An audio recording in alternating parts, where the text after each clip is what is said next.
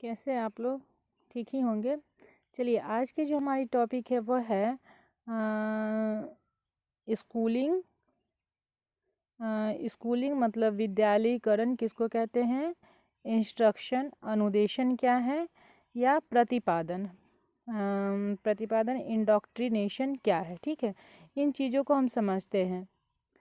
किसको समझते हैं? विद्यालयीकरण मतलब स्कूलिंग, उसके बाद इंस्ट्रक्शन मतलब अनुदेशन, निर्देश देना किसी को, या प्रतिपादन किसको कहते हैं। यह चीज़ें हम समझते हैं और शिक्षा से इनका क्या संबंध है।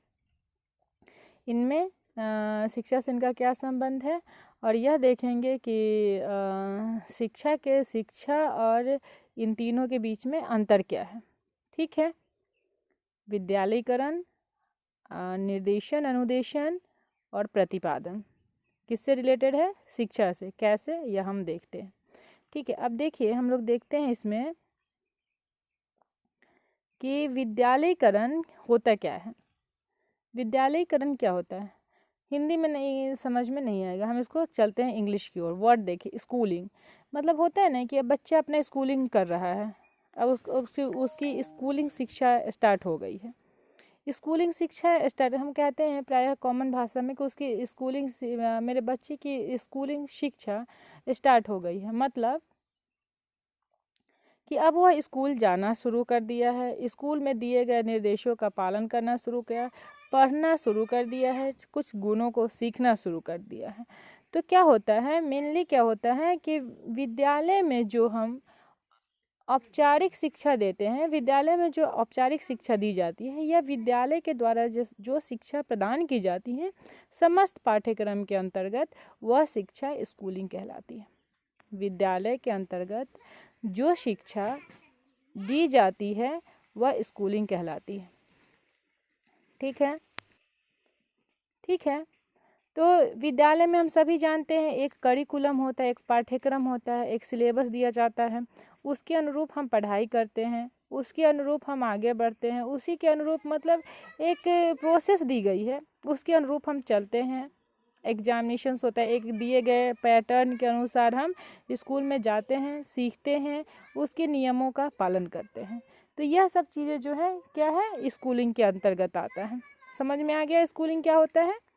स्कूलिंग मतलब विद्यालय में जो भी शिक्षा हम ग्रहण करते हैं, जो भी शिक्षा हम ग्रहण करते हैं, उसके पाठ्यक्रम के द्वारा हम जो भी सीखते हैं, एक्स्ट्रा करिकुलम, को करिकुलम, करिकुलम, ये सिलेबस, इन चीज़ों के माध्यम से हम जो भी सीखते हैं उनको हम क्या कहते हैं? स्कूलिंग कहते हैं। यहाँ पे बच्चा क्या करता है? औपचारिक शिक्षा ग्रहण करता है। ठीक है, समझ में आ गया स्कूलिंग। अब आता है यह शिक्षा से कैसे संबंध है। अब शिक्षा आप लोग जानते हैं, स्कूलिंग समझ में आ गया, तो हम इसको क्या करेंगे? रिलेट कर लेंगे। वही बात है, शिक्षा क्या है? विस्तृत है, व्यापक है, अनलिमिटेड है, जीवन पर्यंत चलने वाली प्रक्रिया। और यह जो स्कूलिंग का प्रोसेस है लिमिटेड है, एक सीमित समय तक चलती है। एक निश्चित समय के बाद हम एक सर्टिफिकेट प्राप्त कर लेते हैं, और उस सर्टिफिकेट के बाद हम उससे निकल जाते हैं, क्लास को पास कर लेते हैं, हमारा स्कूलिंग पीरियड ख़त्म हो जाता है, हम जीवन में आगे बढ़ जाते हैं। लिमिटेड है, यह एक औपचारिक शिक्षा है, नियम है, इसमें टाइम बाउंडेशंस है, रूल्स है, कोई एक करिकुलम्स है, इन सभी के अंतर्गत हम लोग कुछ चीज़ें सीखते हैं। शिक्षा की तरह नहीं है जब जैसे मन हो वैसे वहाँ से ज्ञान अर्जित कर लिए। ठीक है, तो यह चीज़ें जो हैं इनमें हैं अंतर, शिक्षा में और विद्यालयीकरण में अंतर होता है। हमें स्कूल से जब हम पढ़ते हैं, पास करते हैं, 10th पास करते हैं, 12th पास करते हैं, ग्रेजुएशन पास करते हैं, तो हमें क्या होता है? हमें एक सर्टिफिकेट मिलता है, एक सर्टिफिकेट मिलता है। लेकिन हम अगर वही क्या करते हैं, कोई भी चीज़ें सीखते हैं, अपने जीवन में कोई भी चीज़ सीख रहे हों, तो उसका हमें कोई सर्टिफिकेट नहीं मिलता है ना। तो जो हमारी स्कूलिंग है, स्कूलिंग से हमें क्या होता है? एक सर्टिफिकेट मिलता है, एक प्रमाण पत्र मिलता है। लेकिन जो हम शिक्षा ग्रहण करते हैं अपने जीवन में, जिसका क्षेत्र व्यापक है, उससे हमें कोई भी प्रमाण पत्र नहीं मिलता है। ठीक है, वह हमारे ज्ञान को क्या करता है? इन्हांस करता है, बढ़ाता है। समझ में आ गया? अब देखिए, इंस्ट्रक्शन किसको कहते हैं? इंस्ट्रक्शन किसको कहते हैं? अब देखिए, इंस्ट्रक्शन, अनुदेशन, निर्देशन, मतलब हम आपको इंस्ट्रक्ट कर रहे हैं, हम आपको निर्देश दे रहे हैं, अनुदेश दे रहे हैं कि आप इस काम को मत करिए, ठीक। अच्छा, हम आपको इंस्ट्रक्ट कर रहे हैं कि आज आपको यही पढ़ना है, यह गिवन सिलेबस है, आज इसमें से यह टॉपिक आपको पढ़ना है। समझ में आ गया? हम एक निर्देश दे रहे हैं। एक टीचर क्या करता है, औपचारिक शिक्षा के माध्यम से स्टूडेंट्स को क्या करता है, निर्देश देता है, अनुदेश देता है, इंस्ट्रक्ट करता है कि हमें कैसे आगे ज्ञान को अर्जित करना है, कैसे हमें विस्तृत शिक्षा प्राप्त करना है। समझ में आ गया? इंस्ट्रक्ट करना है, किसी को बताना, उन्हें गाइड करना, उन्हें सही दिशा दिखाना, किसके माध्यम से? शिक्षा के माध्यम से। शिक्षा की दिशा में क्या कहलाता है? निर्देशन कहलाता है। यह कहाँ होता है? स्कूल में होता है। अब स्कूली शिक्षा की बात की जा रही है तो स्वाभाविक है कि जो निर्देशन की प्रक्रिया कहाँ चलती है? स्कूल में स्कूल में जो प्रक्रिया चलती है शिक्षकों के द्वारा, वह क्या कहलाती है? निर्देशन कहलाती है। इसमें क्या होता है, बालक को निर्धारित विषय, जो हमारे टीचर होते हैं, वो स्टूडेंट को एक निर्धारित विषय, निर्धारित पाठ्यक्रम के अकॉर्डिंगली उनको क्या करते हैं? इंस्ट्रक्ट करते हैं, ठीक है।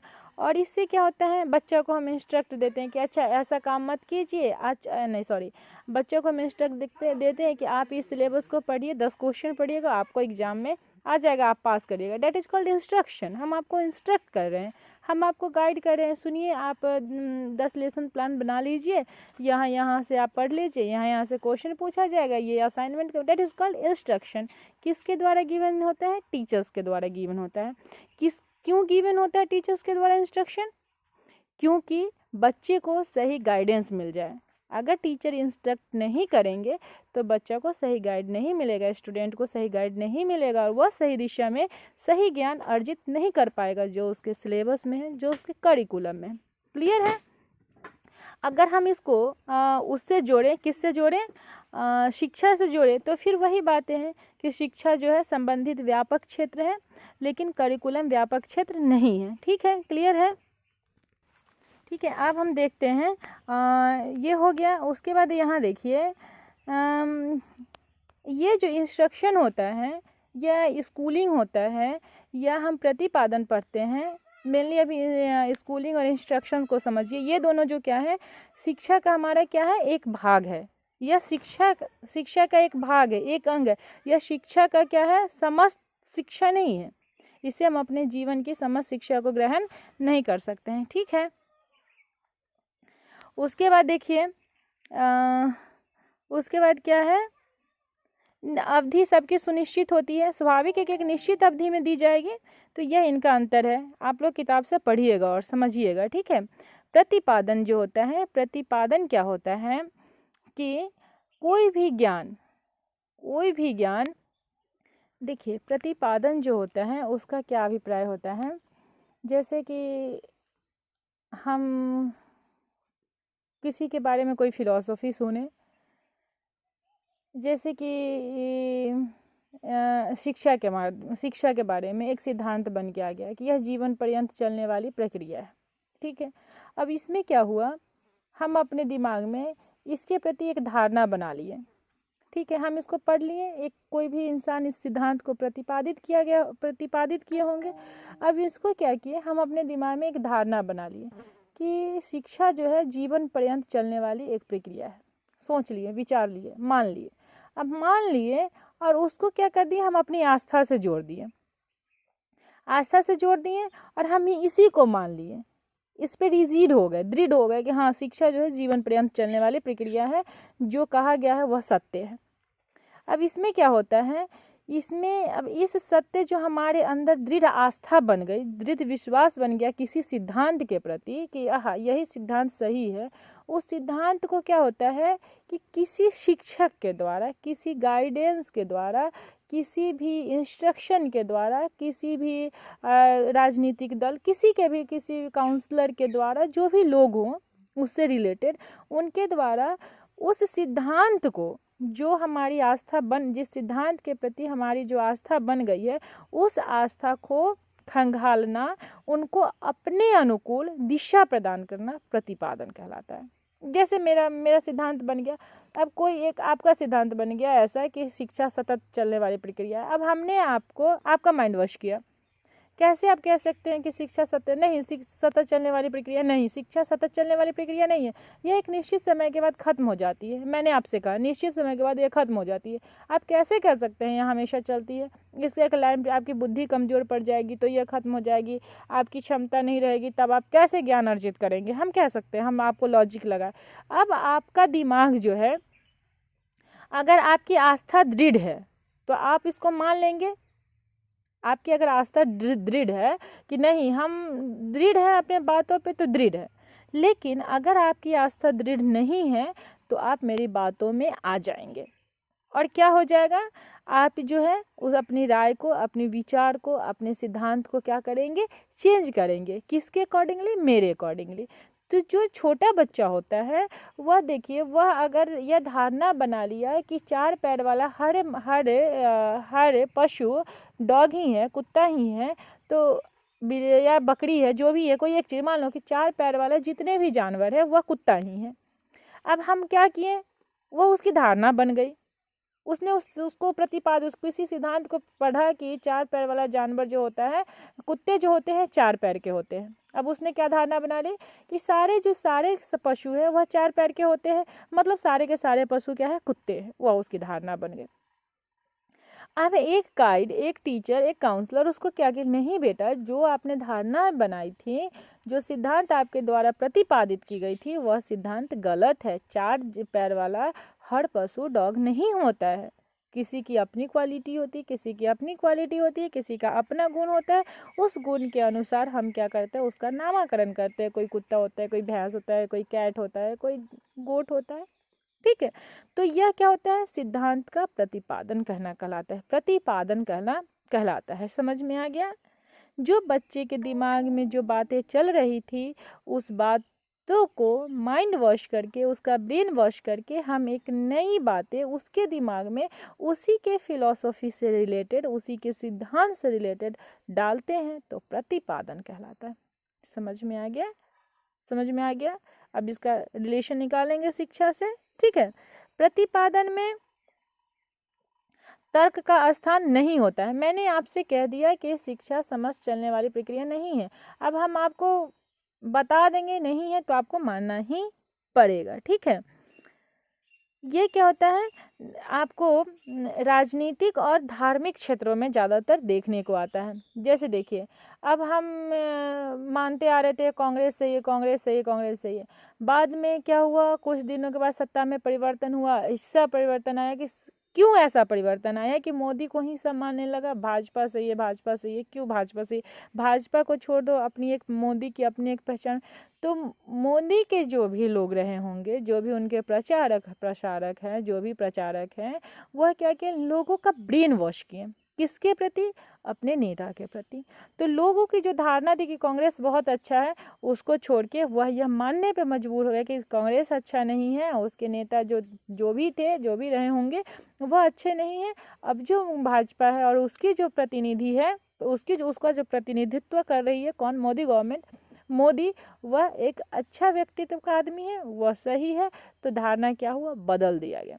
अब कुछ समय में धार्मिक क्षेत्र में देखिए क्या होता है, आप सुनते होंगे कि लोगों ने मुस्लिम धर्म को, हिंदू धर्म को छोड़ के मुस्लिम, ईसाई, जो भी धर्म है उसको अपनाता है, लोग धर्म परिवर्तन करते हैं। यह धर्म परिवर्तन कैसे होता है? अब मान लीजिए हम हिंदू धर्म से बिलोंग कर रहे हैं, हम जानते हैं। अब कोई तीसरा आदमी आया, हमारे धर्म के प्रति उल्टा पुल्टा सिखाना शुरू कर दिया, बताना शुरू कर दिया, और वो अपने धर्म को बढ़ा चढ़ा के बताया। तो इसमें क्या होगा, इस प्रक्रिया में हमें क्या होगा, अपने धर्म के प्रति क्या होगी, विरक्ति पैदा होगी और उसके धर्म के प्रति झुकाव होगा। समझ में आ गया?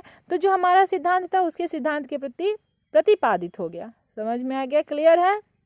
ठीक है, तो देखिए, इंस्ट्रक्शन जो होता है, स्कूलिंग जो होता है, स्कूल में प्रदान की जाने वाली स्कूल में प्रदान की जाने वाली औपचारिक शिक्षा, ठीक, इंस्ट्रक्शन जो स्कूल में दी जाती है, प्रतिपादन जो धारणा हम अपने मस्तिष्क में बना होता है पहले से, उस धारणा का संशोधन करना किसी दूसरे व्यक्ति के द्वारा प्रतिपादन कहलाता है। क्लियर है? और इन तीनों का संबंध अगर शिक्षा से जोड़ दिया जाए तो ये तीनों जो है वह संकुचित है, लिमिटेड है। शिक्षा जो है व्यापक है, अनलिमिटेड है, कभी भी कहीं भी हो सकती है। इनको एक माध्यम की आवश्यकता पड़ती है, शिक्षा को किसी माध्यम की आवश्यकता नहीं पड़ती है। इनको एक्सटर्नल मोटिवेटर की जरूरत पड़ती है। शिक्षा को एक्सटर्नल मोटिवेटर की जरूरत वह इंटरनल होती है। हमें आंतरिक बोध आएगा तभी हम ज्ञान अर्जित कर पाएंगे। हमारा ज्ञान अर्जित करने का हमारा दिमाग आज बंद हो जाए, हमारी रुचि खत्म हो जाए, हम कुछ ग्रहण नहीं कर पाएंगे। ठीक है, लेकिन लोग चाहे तो हम में रुचि जगा सकते हैं, हमें लोग किसी भी कार्य को करने पे मजबूर कर सकते हैं, तो एक्सटर्नल होता है। ठीक है, आज की क्लास के लिए इतना ही। ध्यान रखिए आप लोग।